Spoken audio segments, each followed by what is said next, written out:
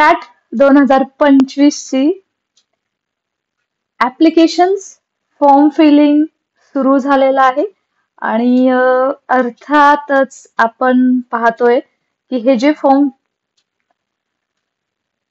महाराष्ट्र राज्य परीक्षा परिषदेमार्फत TAT 2025 teacher aptitude and intelligent test घेतली जाणार आहे आणि त्यासाठीच IBPS पॅटर्न नुसार ही परीक्षा होत असताना आता फॉर्म फिलिंगची तारीख सुद्धा सुरू झालेली आहे. 10 मे पर्यंत फॉर्म फिल करायचे आहेत, परंतु या फॉर्मला परीक्षेला अप्लाय करण्या अगोदर प्रत्येक उमेदवाराने हे समजून घेणं गरजेचं आहे की त्याची पात्रता काय आहे आणि तो त्या परीक्षेसाठी एलिजिबल आहे का, किंवा जेव्हा DED झालेला आहे, BEd झालेला आहे, TET झालेली आहे, CTT झालेली आहे, MEd झालेला आहे आणि अशा बऱ्याच परीक्षा वेगवेगळ्या तुम्ही दिलेल्या आहात, परंतु तुमचं जे क्वालिफिकेशन आहे ते कोणत्या वर्गासाठी पात्र आहे ते फार महत्वाचं ठरणार आहे. आणि त्याच धर्तीवरती हा व्हिडिओ खूप महत्वाचा आहे. फॉर्म ऑनलाईन अप्लाय करण्या अगोदर एकदा हा व्हिडिओ पाहाच आणि सर्वांपर्यंत पोहोचवा, कारण कोणतीही छोटीशी चूक खूप मोठी आपल्याला त्याचा पस्तावा होऊ शकतो किंवा तुम्हाला या परीक्षेच्या प्रवाहातून बाद सुद्धा केलं जाऊ शकतं. चला तर मित्रांनो, जो शासनाचा GR आहे त्याच्यानुसार कोणत्या वर्गासाठी कोणती पात्रता, विषयानुसार कोणती पात्रता, याच्यावरती आपण डिटेलमध्ये चर्चा करूयात. मी ऍडव्होकेट प्राध्यापक बालुशा माने शिक्षकांच्या हक्कासाठी आणि सन्मानासाठी युट्यूब फॅमिलीच्या माध्यमातून मार्गदर्शन करत आहे.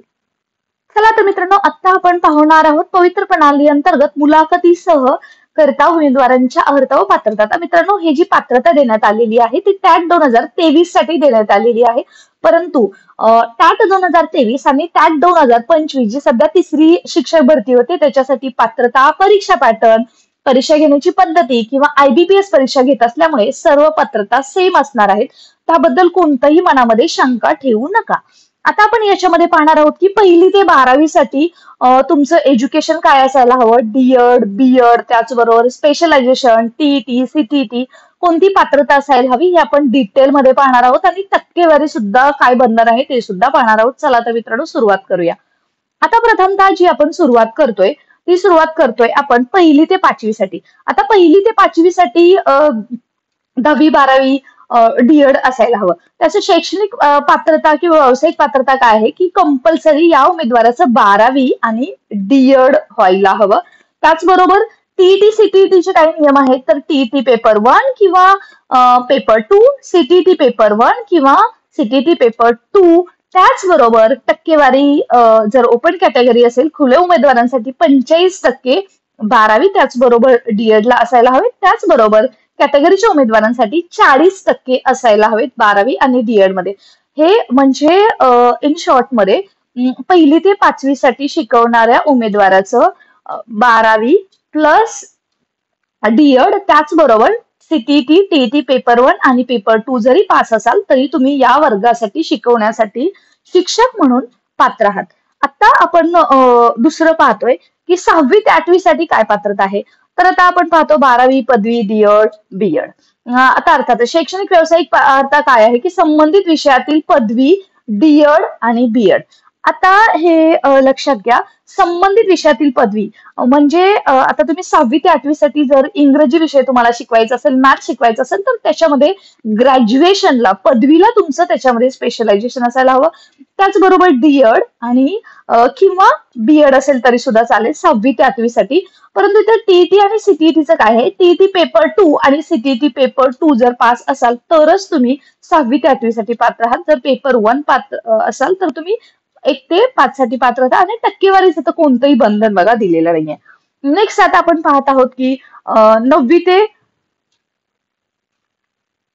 10वी साठी. आता 9वी ते 10वी साठी पात्रता आहे की 12वी पदवी, BEd आणि त्याचबरोबर याच्यामध्ये दिले आहे की संबंधित विषयातील पदवी आणि BEd. आता 9वी ते 10वीला शिकवलेल्या उमेदवाराला TET, CTT पास नसलं तरी सुद्धा चालेल, परंतु ग्रॅज्युएशन प्लस BEd असणं कंपल्सरी आणि टक्केवारीची कोणतीही बघा इथं काही दिलेलं नाहीये, त्यामुळे टक्केवारीचं कोणतंही इथं तुम्हाला अट नाहीये, त्याच्याबद्दल टेन्शन घेऊ नका. नेक्स्ट आता आपण पाहतोय की 9वी ते 10वी शारीरिक शिक्षणासाठी काय आहे, म्हणजे जेव्हा तुम्ही शारीरिक शिक्षण म्हणून बीपीएड टीचर म्हणून तिथे जात आहात त्याच्यासाठी पात्रता काय? 12वी पदवी बीएड शारीरिक शिक्षण, बीपीएड शारीरिक शिक्षण. शैक्षणिक व्यावसायिक अर्हता काय आहे? तर आता याच्यामध्ये शैक्षणिक व्यावसायिक अर्हता आहे पदवी म्हणजे ग्रॅज्युएशन. पदवी सुद्धा तुमची कशामध्ये असायला हवी? तर ती पदवी असताना तुमचं कोणत्याही विषयातील पदवी असेल चालतं, परंतु ते झाल्यावरती तुमचं बीपीएड असणं गरजेचं आहे. म्हणजे जसं बीएड असतं तसं बीपीएड ची परीक्षा असते ती गरजेची आहे. याच्यामध्ये टीईटी, सीटीटी 9वी ते 10वीला बंधनकारक नाहीये, परंतु हे लक्षात घ्या, जर तुम्ही 1 ते 5 आणि 6 ते 8 साठी शारीरिक शिक्षण बीपीएड टीचर म्हणून शिकवायचं असेल तर मात्र 12वी झाल्यावरती बीपीएड झाल्यावरती टीईटी 1 आणि टीईटी 2 हा पेपर पास असणं, त्याचबरोबर सीटीटी 1 सीटी 2 पेपर पास असणं बंधनकारक आहे. परंतु जे टक्केवारी आहे त्याचं कोणतंही बंधन नाहीये. आता आपण नंतर पुढे पाहतोय की 11वी 12वीच्या विद्यार्थ्यांना शिकवण्यासाठी उमेदवाराची कोणती पात्रता असायला हवी. 11-12वी साठी पाहूयात आपण. पदवी, पदव्युत्तर पदवी, बीएड, तसेच जाहिराती मधील संस्था माध्यम आणि शिकवण्याचे माध्यम यापैकी कोणतेही, हे व्यवस्थित समजून घेण्याचे गरजेचं आहे. कारण मित्रांनो हे बघा, तुम्ही जेव्हा 11-12वीला शिकवता तेव्हा तुमची पदवी असायला हवी. जर तुम्ही इतिहास विषयाचे शिक्षक होणार आहात किंवा सायन्स मधल्या एखाद्या विषयाचे शिक्षक होणार आहात तर तुमचं ग्रॅज्युएशन मध्ये सायन्स स्पेशलायझेशन असायला हवं, त्या इतिहास स्पेशलायझेशन असायला हवं. त्याचबरोबर पदव्युत्तर पदवी पोस्ट ग्रॅज्युएशनला सुद्धा तुमचा तो विषय स्पेशलायझेशन पोस्ट ग्रॅज्युएशन असायला हवं. त्याचबरोबर तुमचं बीएड सुद्धा असायला हवं. त्यामुळे graduation, post graduation plus BEd. आणि त्याचबरोबर ज्या संस्थेमध्ये ती ऍड आलेली आहे किंवा ज्या व्यवस्थापनाला शिकवायचं आहे, विदाउट इंटरव्ह्यूचे मध्ये राऊंड लागणार असेल किंवा विथ इंटरव्ह्यू मध्ये लागणार असेल तरी सुद्धा त्या संस्थेमध्ये शिकवण्याचे माध्यम कोणतं आहे, जाहिरातीमधील माध्यम कोणते आहे आणि शिकवण्याचे माध्यम कोणते आहे याच्यापैकी एक आहे. त्यामुळे जर तुमचं इंग्लिश मिडियमनी जर डीएड झाला असेल आणि जर संस्थेमध्ये जर वेकन्सी इंग्लिश मिडियमची असेल तर तिथं मात्र तुम्हाला प्राधान्य मिळतं. आणि त्याच व्यावसायिक शैक्षणिक अर्हता काही संबंधित विषयातील पदव्युत्तर पदवी, म्हणजे पदव्युत्तर पदवी करत असताना तुमचं स्पेशलायझेशन त्याच्यामध्ये असायला हवं आणि त्याचबरोबर बीएड असायला हवं. आणि इथं बघा ही पात्रता सुद्धा देण्यात आलेली आहे की तुम्हाला टक्केवारी हे द्वितीय श्रेणी, सेकंड क्लास गरजेचं आहे. बी म्हणजे क्लास बी तुमचा याच्यामध्ये असणं गरजेचं आहे. याची सर्वांनी नोंद घ्यायची आहे. आता 11-12वी साठी शारीरिक शिक्षणाची काय पात्रता आहे हे आपण व्यवस्थित जाणून घेऊयात. मित्रांनो बघा, इयत्ता 11वी-12वी आरोग्य व शारीरिक शिक्षण याच्यामध्ये पदवी आहे आणि एमपीएड आहे शारीरिक शिक्षण. आता याच्यामध्ये काय केलेलं आहे, कोणत्याही विषयातील पदवी शारीरिक शिक्षण 11-12वीचे जर फिजिकल एज्युकेशनचे टीचर जर तुम्हाला व्हायचं असेल आणि त्याचबरोबर एमपीएड असणं गरजेचं आहे.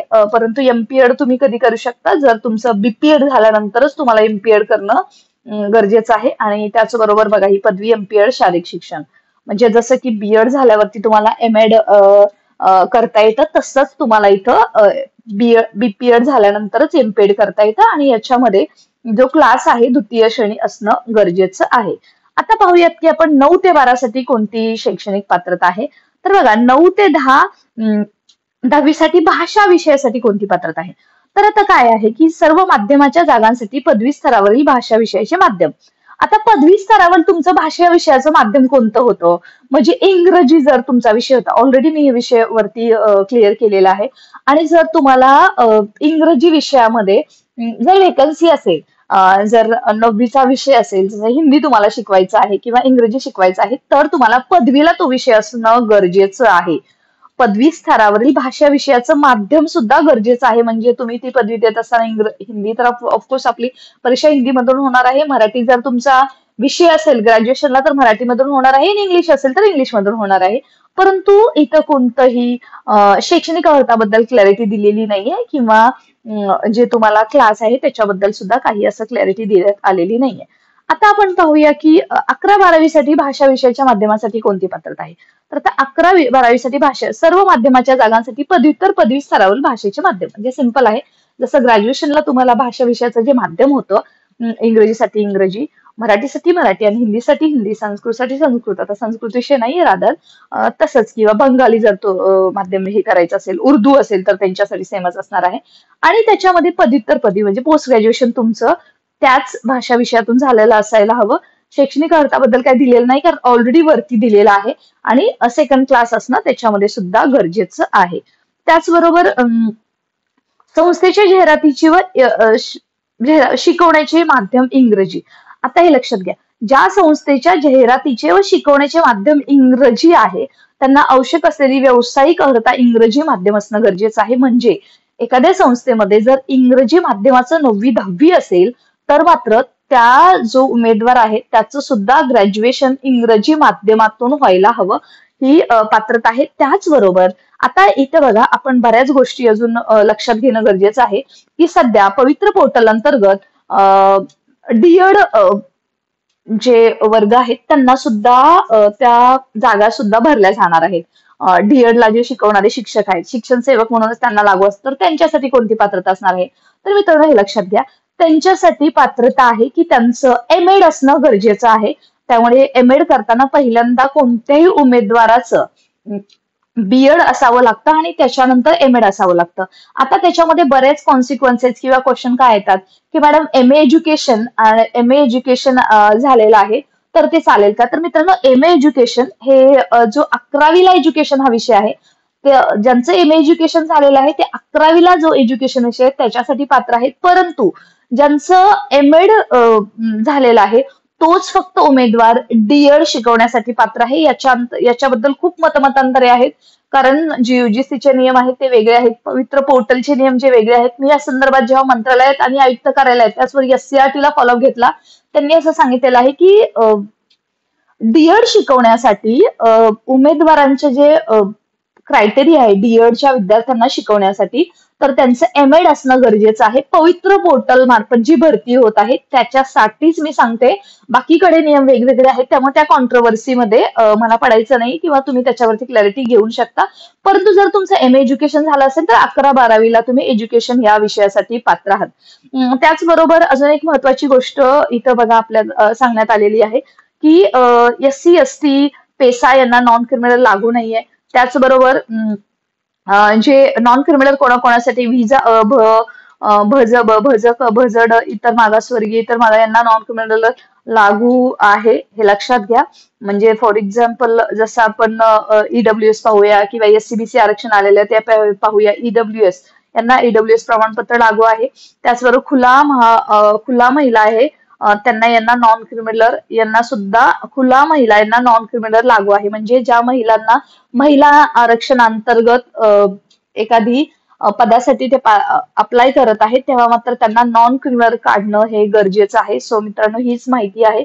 याच्याबद्दल अजून काही डाऊट्स असतील तुमच्या मनामध्ये तर कमेंट सेक्शन मध्ये नक्की विचारा. अतिशय महत्वपूर्ण व्हिडिओ आहे, कारण हा जो महत्वपूर्ण जी पात्रता आहे ते लक्षात आल्याशिवाय तुम्ही फॉर्मच भरू नका, असं माझं तुम्हाला प्रामाणिक रिक्वेस्ट आहे. कारण एखादी कोणतीही चूक अशी करू नका जेणेकरून तुम्हाला फ्युचरमध्ये प्रॉब्लेम येऊ शकतात. चला मित्रांनो, असे तुमचे याबद्दलचे अजून काही प्रश्न असतील तर कमेंट सेक्शन मध्ये नक्की विचारा. याच्यामध्ये थोडंसं सांगायचं आता आठवलं, त्याच्यामध्ये आहे की संगीत टीचरचं काय, तर कार्यानुभव टीचरचं काय. तर मित्रांनो याच्यासाठी वेगवेगळे शासन निर्णय निर्गमित करण्यात आलेले आहेत. संगीत टीचरसाठी पदवी असावी लागते. त्याचबरोबर कार्यानुभव शिक्षकांसाठी सुद्धा त्यांना पदवी असावी लागते आणि त्याचबरोबर त्या स्पेशलायझेशन सुद्धा त्याच्यामध्ये असावं लागतं. त्यांच्या काही परीक्षा आहेत त्या सुद्धा पास कराव्या लागतात आणि तेव्हाच ते या म्हणजे परीक्षा देण्यासाठी, त्याचबरोबर परीक्षा तुम्ही द्याल हो, परंतु नंतर तुम्हाला तिथं तुमचं निवड सुद्धा व्हायला हवी, एवढी मेहनत पाण्यात जाऊ नये. त्यासाठी हा व्हिडिओ खूप महत्वपूर्ण आहे आणि सर्वांपर्यंत पोहोचवा याच अपेक्षेसह स्टे कनेक्टेड.